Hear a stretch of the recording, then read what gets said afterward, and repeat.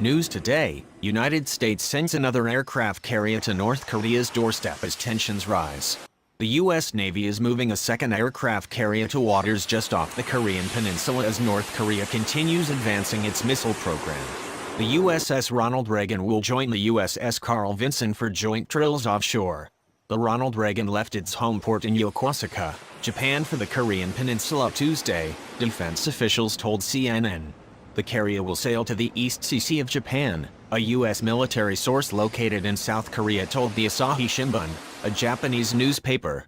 The U.S. Navy dispatched the Carl Vinson to the area last month to boost American military presence in the region at a time when many anticipated a sixth North Korean nuclear test. The Nimitz-class carrier is expected to remain in the area until June, at which point it will likely be replaced by the Ronald Reagan. Coming out of a long in-port maintenance period, we have to ensure that Ronald Reagan and the remainder of the strike group are integrated properly as we move forward, Rear ADM Charles Williams said in a statement to the press.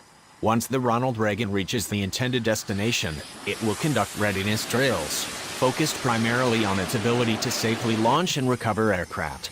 Deploying the Reagan strike group off the Korean peninsula would send a strong message that the Trump administration is taking the possible threat from North Korea very seriously, Yoshihiro Makina, a correspondent for the Asahi Shimbun, wrote.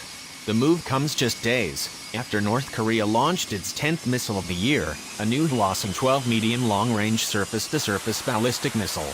Not only did the test mark a successful launch of a new intermediate-range missile, but it also appears that the North tested a re-entry vehicle.